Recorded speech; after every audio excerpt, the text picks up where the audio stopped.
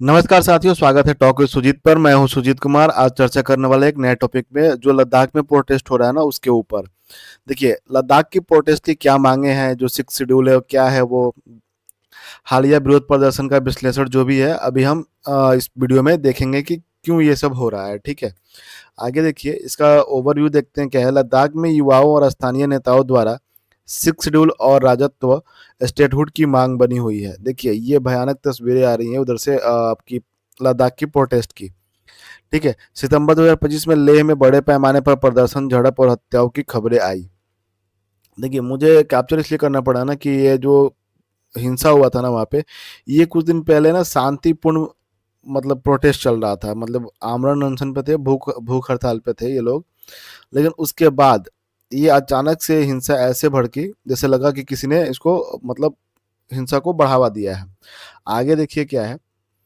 देखिए, विरोध का कारण क्या था। स्थानीय जनजातीय पहचान और पारंपरिक अधिकारों की रक्षा। देखिए, जो भी स्थानीय लोग हैं वहाँ के, अपने लिए कुछ अधिकारों की मांग कर रहे थे कि हमारे पास कुछ अधिकार हो। भू भू संरक्षण, संवेद संवेदनशील पर्यावरण और जमीन की अधिकार। देखिए, यहाँ पे क्या है ना, ये सारा कुछ इंक्लूड होता है आपका सिक्स शेड्यूल में।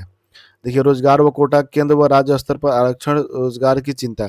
देखिए, ये कह रहे हैं कि जो हमारे यहाँ नौकरियां हैं वहाँ पे लोकल लोगों की भर्ती करे, बाहर से लोगों की भर्ती ना करे।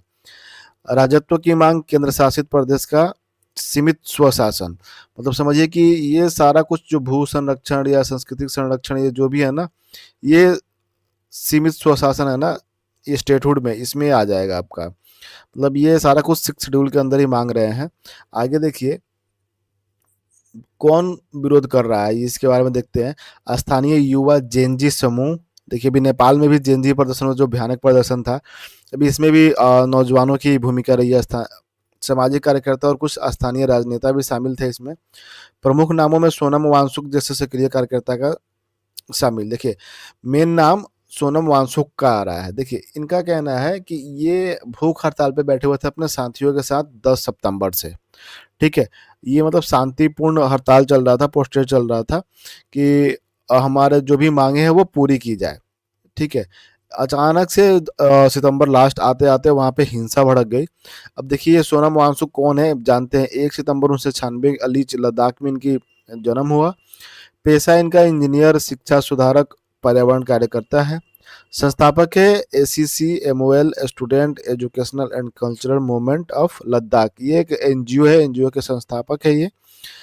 नवाचार आइस स्तूपा तकनीक, शिक्षा सुधार मॉडल। देखिए, इन्होंने एक टेक्निक दिया लद्दाख में, आइस स्तूपा। इस स्तूपा को बोलते हैं कि जो भी बर्फ का ग्लेशियर है वो छोटा मोटा कृत्रिम ग्लेशियर बना के पानी को स्टोर करना, ताकि गर्मियों में धूप से वो बर्फ पिघले तो पानी की मतलब कमी ना हो उस एरिया में, वो पानी बहता रहे और लोगों को पानी प्रॉपर मिलता रहे। तो ये इन्हीं का आइडिया था, आइस स्तूपा तकनीक। फिर शिक्षा सुधार मॉडल इन्होंने भी लाया था। आगे देखिए, प्रेरणा। थ्री इडियट मूवी आपने ने कभी कभी ना कभी देखी ही होगी। तो थ्री इडियट मूवी का जो फुनसुक वांगडू किरदार था, इन्हीं से आधारित किरदार माना जाता है।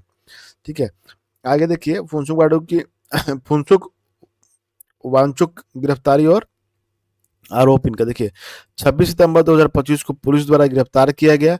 मुख्य आरोप क्या था उसमें, उकसाऊ भाषण और आंदोलन को बढ़ावा देना। NSA, नेशनल सिक्योरिटी एक्ट के तहत मामला दर्ज हुआ।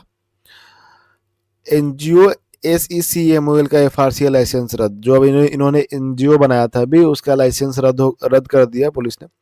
देखिए, रद्द करने के पीछे कारण भी दिया गया कि इनके पास जो फंडिंग आई थी ना बाहर से, वो फंडिंग का सही उपयोग मतलब सही से दिखाई नहीं गई। पैसे कहाँ पे, पैसे किस तरह के तरीके से खर्च किए गए, वो चीज़ें इनके मेंटेन नहीं थे। इस वजह, इस बेसिस पे रद्द कर दिया गया इसको। पुलिस ने उनके घर पर छापा मारा, विवादास्पद कार्रवाई। देखिए, छापा मारने पे भी विरोध हुआ कि गलत तरीके से छापा मारा गया, गलत तरीके से पकड़ा गया। ये अलग अलग रिपोर्टों की मतलब मैं न्यूज़ बता रहा हूँ आपको। देखिए, गिरफ्तारी के बाद लद्दाख से बाहर जोधपुर, राजस्थान स्थानांतरित। देखिए, ये लोकेशन कंफर्म नहीं है, मैं आपको पहले बता देता हूँ। ये लोकेशन कंफर्म नहीं कि इनको कहाँ ले गया गया है, पर इनकी गिरफ्तारी हो गई है, ये खबर आ रही है। ठीक है, लोकेशन कंफर्म नहीं है अभी। देखिए, घटनाओं का क्रम क्या हुआ, टाइमलाइन ऑफ इवेंट समझते हैं। देखिए, 10 सितंबर को हंगर स्ट्राइक आंदोलन तेज हुआ। हंगर मतलब कि भूख हड़ताल, मतलब कि इन्होंने आमरण अनशन पर बैठा उसके बाद से वहाँ पे मतलब ये प्रोटेस्ट डे बाय डे चल रहा था और वो अपने ट्विटर हैंडल पे उस पोस्ट को डेली बाय डेली ट्वीट करते जा रहे थे। 24 सितंबर 2025 को लेह में प्रदर्शन हिंसक बने, सुरक्षा बलों की कार्रवाई के बाद 4 नागरिक मारे जाने की खबर आई। कि मतलब वहाँ पे जो प्रदर्शन शुरू हो गए थे उसमें पुलिस से मुठभेड़ हुआ, उसमें 4 लोगों की मारे जाने की खबर आ रही है। 26 सितंबर 2025 को सोनम वांगचुक की गिरफ्तारी और कर्फ्यू या इंटरनेट रोक दिया गया वहाँ पे, मतलब कि वहाँ पे भी कर्फ्यू लगा हुआ है, इंटरनेट सेवाएं ठप है और सोनम वांगचुक की गिरफ्तारी हो चुकी है। आगे देखिए प्रदर्शन में क्या क्या हुआ ये समझते हैं। वहाँ पे देखिए शुरुआती प्रांत शांत प्रदर्शन बाद में हिंसक झड़पों में बदल गया। मतलब 10 सितंबर से जो प्रदर्शन प्रोटेस्ट चल रहा था, भूख हड़ताल पे लोग बैठे हुए थे, वो चल रहा था, मतलब शांति था उसमें। अचानक से 24 सितंबर को ये हिंसा में चेंज हो गई। उसके बाद राजनीतिक दफ्तर आग के हवाले और सुरक्षा बलों द्वारा लागू कर्फ्यू। देखिए राजनीतिक दफ्तर के मतलब ये बीजेपी का कार्यालय था, वहां पे इसमें आग लगा दिया गया। देखिए रोड पे जो बसेस थी उसमें आग लगा दिए गए। अब फोटो कुछ है सामने जो मैं आपके सामने शेयर किया हूँ, देख सकते हैं आप। देखिए फोन इन या इंटरनेट से वहां पर रोक। देखिए यहाँ पे इंटरनेट ना बंद कर दिया गया अभी फिलहाल। कई गिरफ्तारियां और एनएसए जैसे कानून का भी प्रयोग। देखिए एनएसए कानून वो सोनम वांगचुक के ऊपर हुआ ही था, जो उनको पकड़ा गया है एनएसए लगा के। बाकी गिरफ्तारियां भी कितने जो लोग सामने पकड़े गए उनकी गिरफ्तारियां भी हुई है। अभी वहाँ पे फिलहाल इंटरनेट सेवा ठप है। देखिए सिक्स शेड्यूल क्या समझते हैं, शेड्यूल की मांग क्यों उठ रही है। देखिए भारतीय संविधान का सिक्स शेड्यूल खासकर उत्तर पूर्वी राज्यों, देखिए असम, मेघालय, त्रिपुरा, मिजोरम के जनजातीय इलाकों के लिए स्वशासन देता है। देखिए इसमें क्या है कि जो ये राज्य है ना, असम, मेघालय, त्रिपुरा, मिजोरम, इनके राज्य में कुछ जगहों पर, मतलब इस राज्य के अंदर कुछ जगहों पर, कुछ इलाकों में कुछ ट्राइबल्स को स्वशासन यानी स्टेटहुड का मान्यता दिया गया है। देखिए इसमें फेमस क्या है, इसमें ऑटोनोमस डिस्ट्रिक्ट काउंसिल और ऑटोनोमस रीजनल काउंसिल बनते हैं। देखिए इनका क्या होता है ना, इनका होता है कि जो भी उनकी संस्कृति है या फिर जो भी उनका जमीन है, वहाँ पे जो भी भूमि है उस पर इनका कंट्रोल, यानी autonomous district council, autonomous regional council जो भी बनेगा, इनका कंट्रोल हो जाएगा उस पर। मतलब कि अगर दूसरे को उसमें कुछ करना पड़ेगा, यानी वहाँ कुछ भी आना पड़ेगा, उनके जमीन पे फैक्ट्री लगानी पड़ेगी, तो आपको रीजनल लोग हो, यानी वहाँ पे जो लोग वहाँ से ये काउंसिल जो बनाए हैं लोग, वहाँ पे लोकल लोग, उनसे परमिशन लेना पड़ेगा, फिर आप जाके बना सकते हैं, क्योंकि संविधान में हक है अगर ऑटोनोमस डिस्ट्रिक्ट काउंसिल की मान्यता मिल जाती है तो। ठीक है, तो आगे मैंने बात भी किया कि भूमि सुधारक या भूमि रक्षा के लिए भी प्रोटेस्ट हो रहा है, उसमें कहा जा रहा है, तो ये सारा कुछ सिक्स शेड्यूल में ही इंक्लूड होता है। देखिए मकसद क्या है, स्थानीय जनजातियों और संस्कृति को और भूमि अधिकार सुरक्षित करना, कि ताकि उनका जो भी संस्कृति है या भूमि अधिकार है उनका सुरक्षित रहे, इसलिए दिया जाता है। देखिए सिक्स शेड्यूल में शामिल, देखिए मुख्य रूप से असम, मेघालय, त्रिपुरा और मिजोरम। देखिए ये पूरा स्टेट नहीं ऑटोनोमस, इनके कुछ इलाके हैं या ट्राइबल्स को दिए गए हैं ऑटोनोमस। ठीक है, देखिए कुल मिलाकर लगभग 10 ऑटोनोमस डिस्ट्रिक्ट काउंसिल वर्तमान में सिक्स शेड्यूल के अंतर्गत है। टोटल अभी पूरे इंडिया में 10 है। देखिए ये संविधान का सिक्स शेड्यूल के हिसाब से, मैंने संविधान का जो पीडीएफ डाउनलोड किया था उसके हिसाब से मैंने आपको बताया है ये। आगे देखिए केंद्र सरकार क्यों शामिल नहीं कर रही है, मतलब ये प्रोटेस्ट क्यों हो रहा है, केंद्र सरकार शामिल क्यों नहीं रही है, चुनौतियां क्या है, देखिए यहाँ पे क्या है। देखिए कानूनी या संवैधानिक जटिलताएं, सिक्स शेड्यूल को लागू करने हेतु सांसद या संशोधन की आवश्यकता है। जो भी हमारे संविधान में जो भी चीजें लिखी गई है उसकी संशोधन करनी पड़ेगी, नए कानून लाने पड़ेंगे, नया तरीके से उसके लिए एक नए कानून की रचना करनी पड़ेगी, फिर जाके ये पॉसिबल हो पाएगा। तो उसमें बहुत टाइम लगेगा और इससे फायदा कुछ होने वाला है नहीं, इस वजह से इसे नहीं किया जा रहा है। देखिए राजनीतिक सुरक्षा चिंताएं, चीन सीमा के कारण संवेदनशील। देखिए केंद्र सरकार का कहना है कि जो बगल में, जो मैं आपको लद्दाख का मैप दिखाता हूँ, अब देखो यहाँ पे ये लद्दाख है, ये कारगिल है। देखिए तो ये जो लद्दाख का एरिया है, इसमें क्या है कि इस साइड आपका चाइना है, इस साइड पाकिस्तान। देखिए लद्दाख में भी ऊपर साइड जो है ना, इधर सब पीयूके है, पीयूके पड़ा हुआ है इधर, पीयूके मतलब पाकिस्तान ऑक्युपाइड कश्मीर है। और इधर सब क्या है कि अपने जो पड़ोसी देश है चाइना, पाकिस्तान का बॉर्डर सटा हुआ है।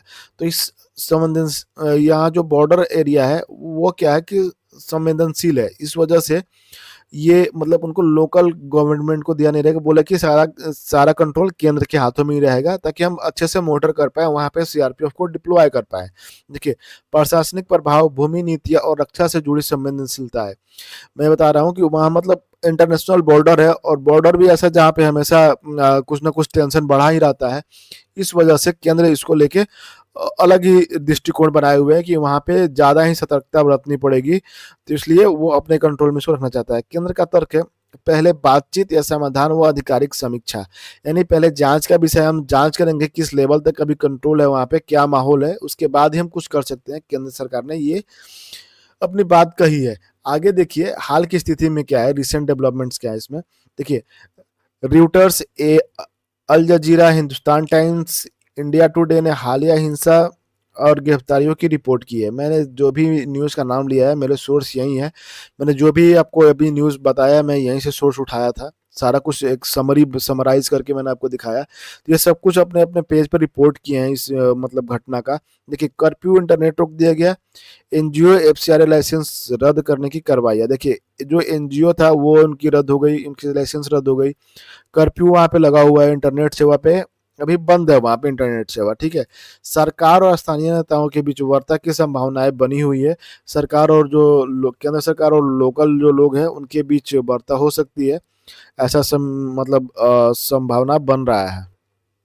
आगे देखिए आपको दिखाता हूँ। देखिए यहाँ पे द हिंदू ने छापा इसको, फिर आपका टाइम्स ऑफ इंडिया ने छापा है, द इंडियन एक्सप्रेस है, हिंदुस्तान टाइम्स है, एनडीटीवी है। यानी सबने इस न्यूज़ को कवर किया है। अल जजीरा ने भी यहाँ पे छापा है। मतलब मैंने आपको पूरा चीज़ें दिखाई यहाँ पे। आगे देखिए